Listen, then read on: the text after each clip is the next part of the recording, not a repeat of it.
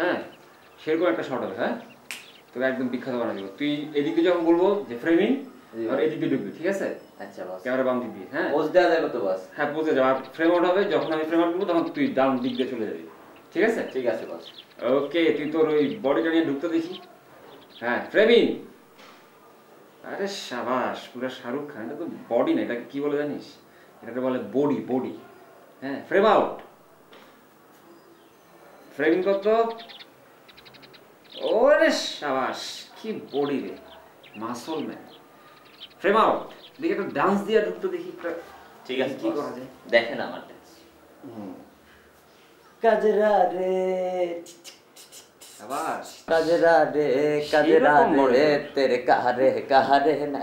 ও বস camera off করেন বস, ইজ্জত তো সব দেখাই দিবেন।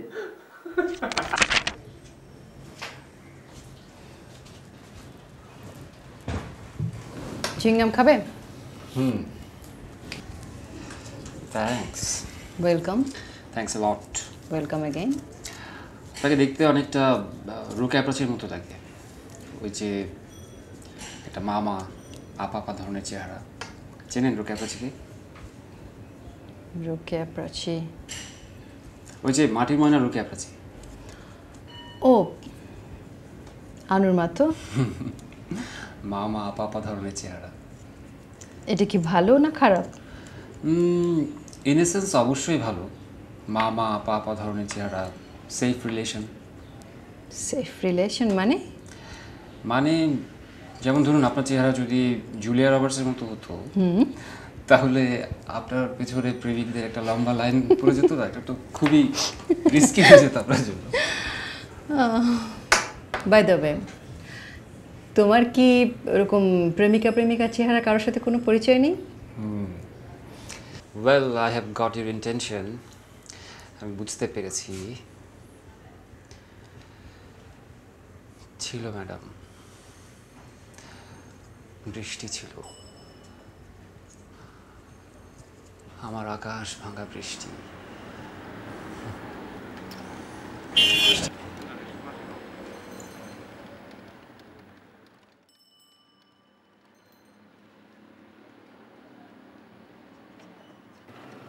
ওগো বৃষ্টি আমার হাতটা একটু ধরো না, আমার এত সাধের চেহারাটা একটু দেখো না।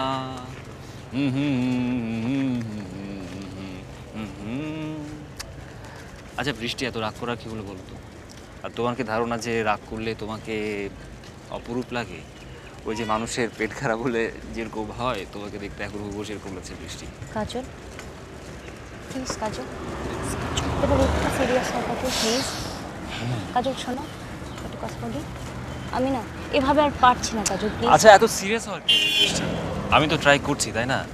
এখন স্যাররা যদি আমাকে মার্কস দিতে না চায় তাহলে আমি কি করবো বলো? তুমি ট্রাই করছো না কাজল, অহেতুক আমার সাথে কেন মিথ্যে কথা বলছো কাজল বলো? আচ্ছা ঠিক আছে ঠিক আছে, তোমাকে একটা অসাধারণ একটা জোক বলি বৃষ্টি। কাজল আমি এখন জোক শোনার মুডে নেই। সেরকম একটা জোক বৃষ্টি, শুনলে তোমার একদম হাসতে হাসতে পেট ব্যথা হয়ে যাবে বৃষ্টি। হলো কি, তিনজন মানুষ প্লেনে করে যাচ্ছে, তিনজন তিন দেশের। প্রথমজন হচ্ছে তোমার জার্মানি, দ্বিতীয়জন হচ্ছে ফ্রান্সের, আর শেষজন হচ্ছে বাংলাদেশের। দাঁড়াও একটু হুডটা তুলে দিই, তাহলে প্লেন লাগবে। আচ্ছা আচ্ছা ঠিক আছে। তো জার্মানির মানুষটা বাকি দুজনকে বললো যে আমাদের দেশে আমরা এমন একটা প্লেন আবিষ্কার করেছি যেটা তোমার মেঘের একদম ভেতর দিয়ে যায়। কাজল এই জোকসটাই তোমার কাছে এর আগে আমি অন্তত আরো 100 বার শুনেছি। আমি এখন এই জোকসটা শুনবো না। না বৃষ্টি, আমি বেড ধরে বলতে পারি তুমি জীবনে এটা একবারও শুনবে। আমি শুনেছি কাজল। আচ্ছা যদি তুমি শুনেই থাকো তাহলে বলো তো দেখি এরপর কি হলো। কাজল এখন আমার তোমার কাছে জোক শোনার প্রমাণ দিতে হবে? আরে বলোই না কি হলো প্লিজ। আমি জোক বললে তুমি আমার বাকি কথা শুনবে মনোযোগ দিয়ে? অফ কোর্স, তুমি বলো কি হলো। এরপর বাকি দুজন যখন অবাক হয়ে ওকে জিজ্ঞাসা করলো যে আপনাদের দেশে প্লেন মেঘের ভেতর দিয়ে যায়, তখন সে বললো আসলে মেঘের ভেতর দিয়ে না, মেঘের 2 আঙ্গুল নিচ দিয়ে যায়। 2 আঙ্গুল তো? হ্যাঁ। তারপর? এরপরেও বলতে হবে? হ্যাঁ আমি তো মেলাচ্ছি তোমার সাথে জোকটা। আচ্ছা এরপরে ফ্রান্সের লোকরা বলল যে আমাদের দেশে এমন একটা জাহাজ আবিষ্কার হয়েছে যেটা পানির নিচ দিয়ে যায়। আচ্ছা অন্য দুজন তো যথারীতি অবাক। তখন সে বলল যে আসলে পানির নিচ দিয়ে না, পানির দু আঙ্গুল উপর দিয়ে যায়। এই তো। ওকে, তারপর ওখানে যে একটা বাংলাদেশের মানুষ ছিল সে কি বলল? সেটাও বলতে হবে। হ্যাঁ বলো। আচ্ছা, সে তখন বলল যে আমাদের দেশের মানুষ না নাক দিয়ে ভাত খায়। নাক দিয়ে? শোনো, তুমি আমাকে বলতে দাও না, তুমি নাক দিয়ে তো সেও তো। আচ্ছা শোনো না তুমি। আচ্ছা বলো।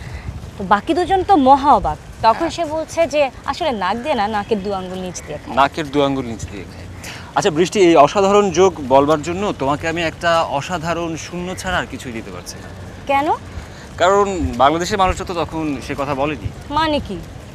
মানে বাংলাদেশের মানুষটা তো আসলে আমি ছিলাম। উফ, আমি তো আজব। তখন সে কথা বলিনি। আমি তখন কি বলেছিলাম জানো বৃষ্টি? আমি তখন আজব। বলেছিলাম যে আমার এখন খুব ইচ্ছা করছে চল, রাস্তা তো। কামড় দিয়ে তোমার নাকটাকে ছেঁচি। প্লিজ প্লিজ আমি তাড়াতাড়ি। আর কেউ দেখবে না? রাস্তা কাজল, প্লিজ দেখবে না, খুব কুইক হবে, প্লিজ কাজল, খুবই কুইক, সমস্যা নেই। কাজল প্লিজ।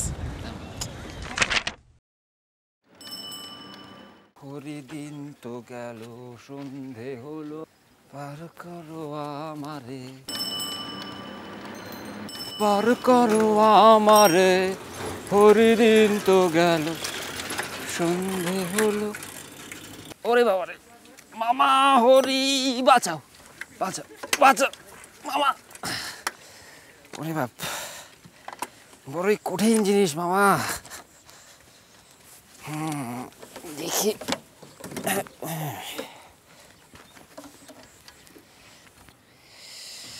আজকে মামা এখানে লেখাপড়া করে কি করবেন? লেখাপড়া কইরা কি যে করবো মামা, তবে ধরেন গিয়া ভিসি হনের খুব শখ। এটা আবার কোন চাকরি? এটা কিনো সরকারি চাকরি? এইটা যে কি মামা, ধরেন গা যদি একবার হইতে পারতাম তাইলে এখানে একটা আপনার নাট্যকলা মানে হইতেছে ওই যাত্রাপালা করে না, ওই যাত্রাপালার বিভাগ খুইলা তারপর সারাদিন খালি নাটক করতাম আর নাটক করতাম। তবে মামা আমিও যদি আপনার মতো লেখাপড়া করতাম তা আমিও তো একটা বিষয় হইতে পারতাম। তা তো পারতেনই মামা, কথা তো খুবই সত্য। তার আগে আপনারে আমি টাকাটা দিই, আপনি পরে ভেসে হইয়েন। আপনারে আমি টাকাটা দিই, সারাদিন অনেক পরিশ্রম করছেন আমার লোক। এই যে রাখেন, সারাদিন অনেক কষ্ট করলেন। আমার দ্বারা রিক্সা চালানো সম্ভব না মামা, যার কাজ তার তো হেডাই করা উচিত, তাই না? ওকে মামা, জায়গা। হ্যাঁ,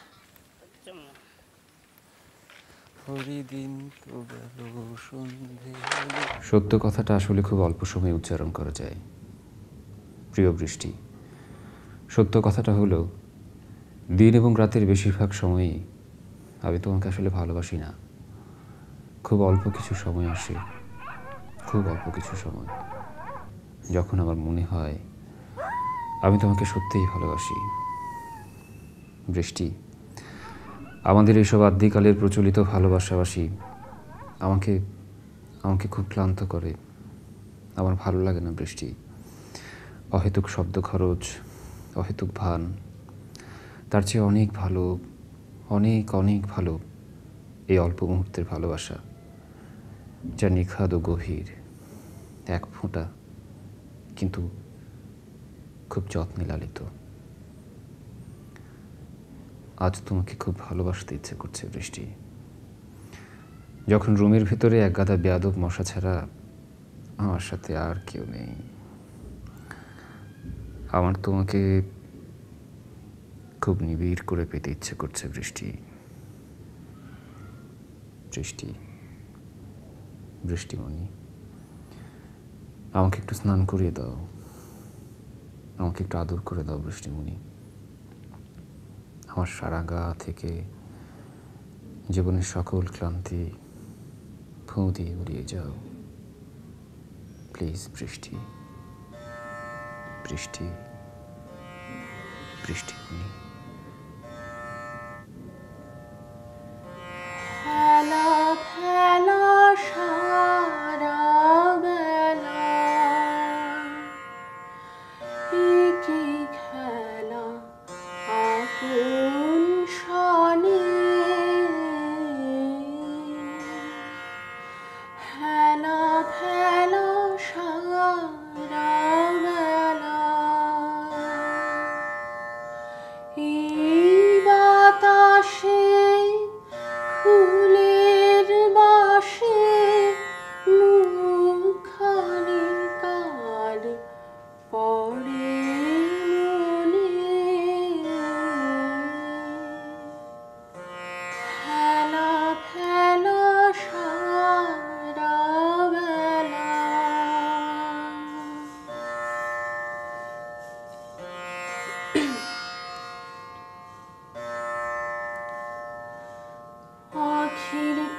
কাছে বেড়াই ভাসি, কে জানে গো কাহার হাসি।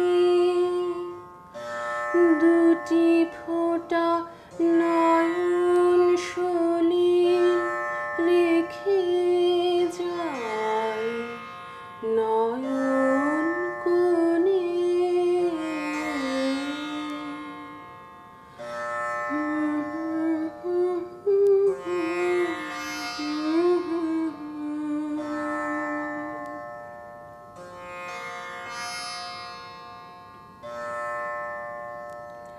কোন ছায়াতে কোন দাসী দূরে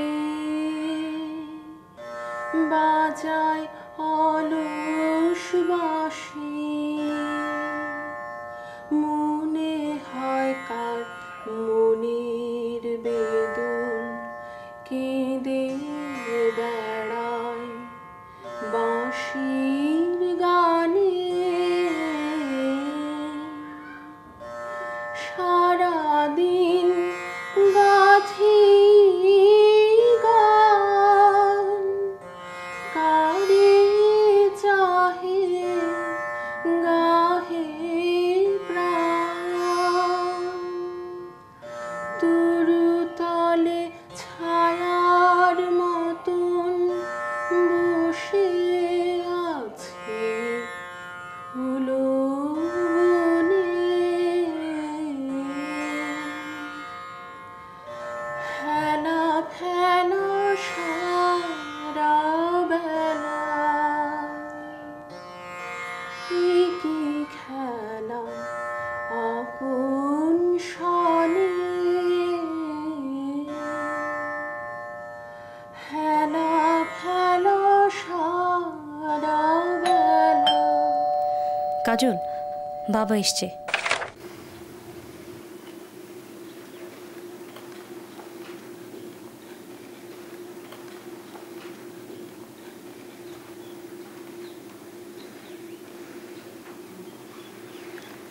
তোমার কবিতা পড়লাম, বুঝিনি, একটু কেমন জানো।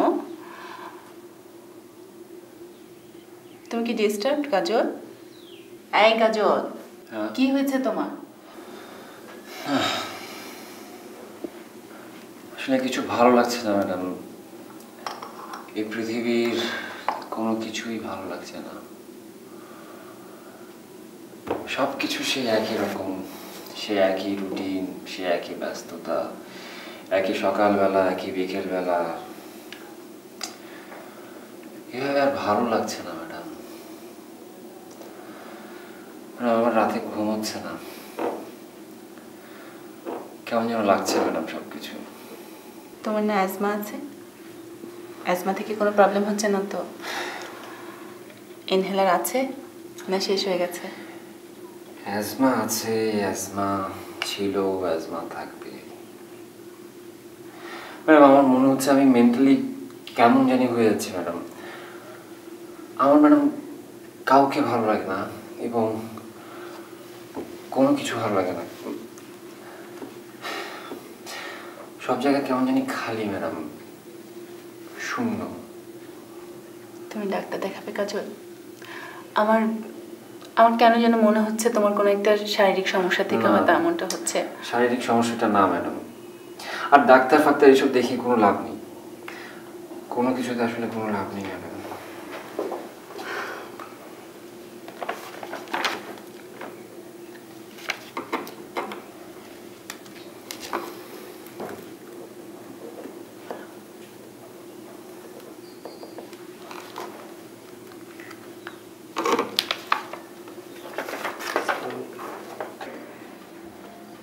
সামার ভ্যাকেশনে বাড়ি যাচ্ছ না? হ্যাঁ, সামার ভ্যাকেশনে বাড়ি যাচ্ছ না? বাড়ি? আমার তো কোনো বাড়ি নেই ম্যাডাম।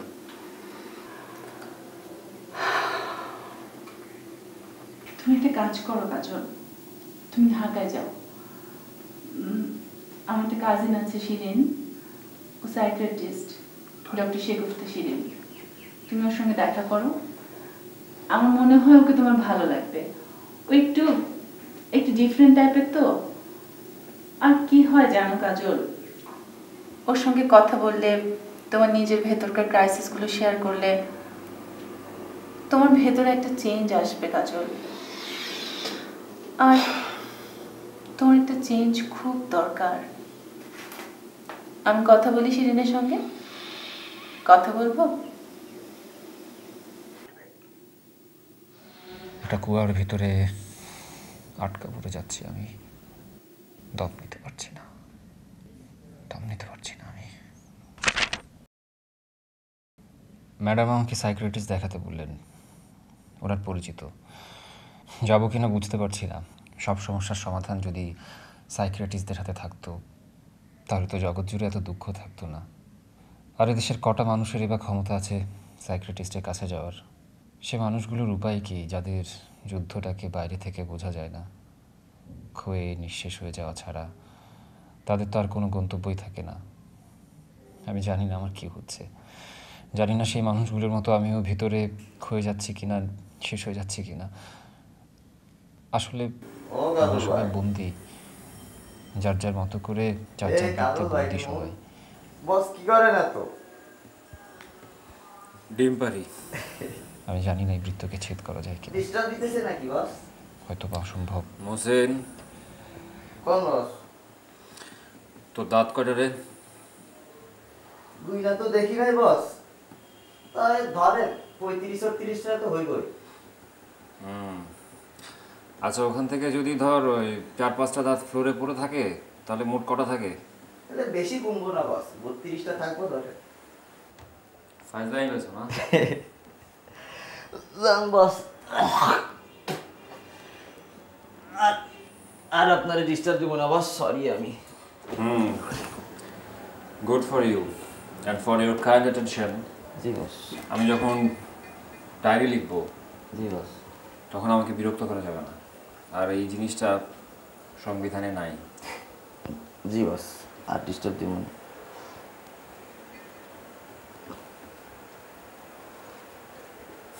কালু ভাই,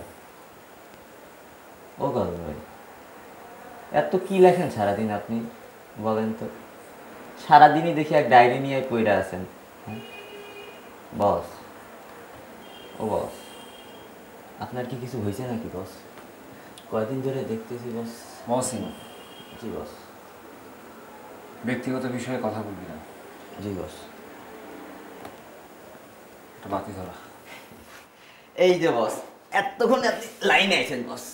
হ্যাঁ, মাঝে মাঝে যে কী সব বলেন না বস, আপনি একদম মাথার উপর দিয়ে যায় সব বস। কিছু কথাবার্তা আপনি বলেন না বস, বুঝছেন বস? বাতি ধরা। জি বস। ও ভাই, ধরুন বস, টাইনা দিন।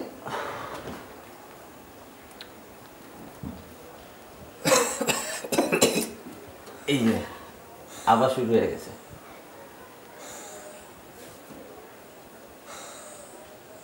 বস ঠিক আছেন তো?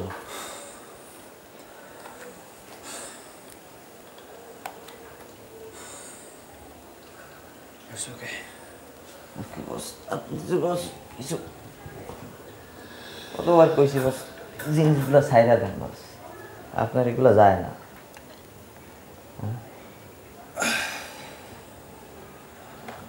দাদা ভাই ঠিক আছেন তো?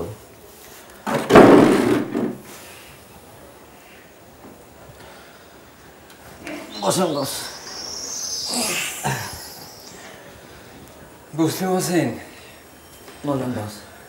আমি একটা ছবি বানাবো, ছবিটার নাম দিব কি জানিস? কি? কুয়া। কুয়া? কুয়া। ওই যে তোর রোকেয়া প্রাচী আছে না? হ্যাঁ। রোকেয়া প্রাচী, হুমায়ুন ফরিদি, হ্যাঁ, ওদেরকে আমি আমার ছবিতে নিব। কি কর বস, তাহলে তো ছবি বিশাল হিট খাইব। এই কুয়া সেই কুয়া না রে, এই কুয়া অন্যরকম একটা কুয়া। আমি ছবির কোথাও কুয়াটাকে দেখাবো না, একদম কোথাও কোনো কুয়া বসে আছে এটা আমি দেখাবো না, কিন্তু কুয়াটা আছে, বুঝলি? এই কুয়াটা বাস্তবের কোথাও নাই, এটা রিয়েলিটিতে এক্সিস্ট করে না, এটা আছে অন্য কোথাও, অন্য কোনো জায়গায়, দেখা যায় না। বুঝলি হোসেন? না বস। বুঝলি না?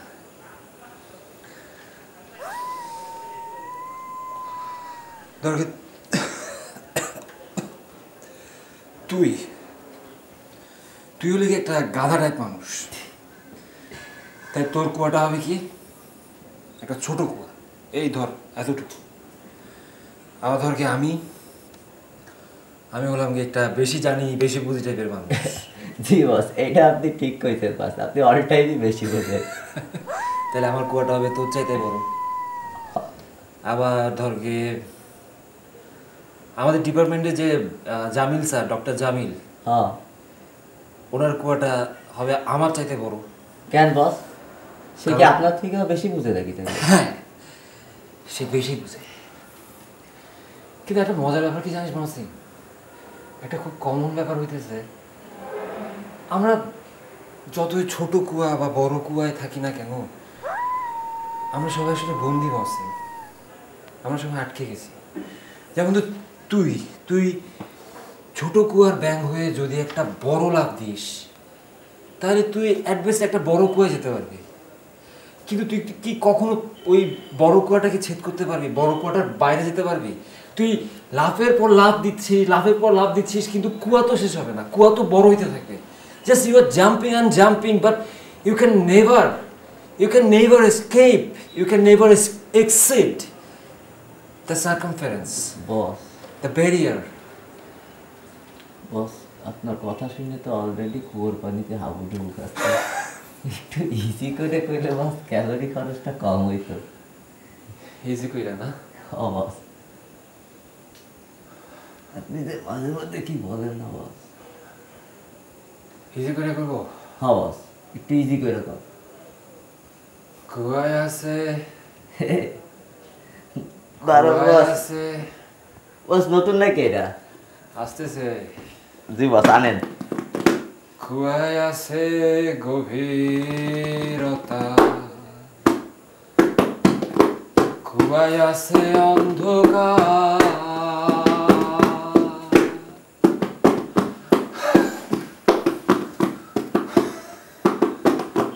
কুয়ায় আছে গভীরতা, কুয়ায় আছে অন্ধকার, কুয়ার ভিতর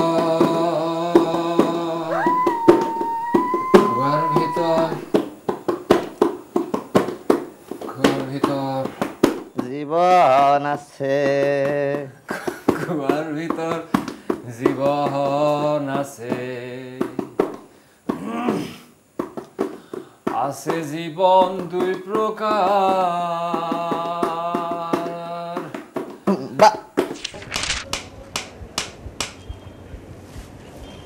তুমি যা ভাবছো সেটা ঠিক না কাজল, অ্যাবসলিউটলি রং।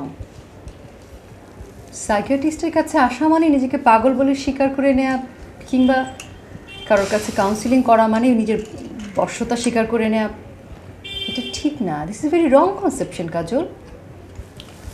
তোমার কাছ থেকে আমি এরকম ধারণা আশা করিনি, অ্যাজ বিকজ একটু লেখাপড়া করার ছেলে।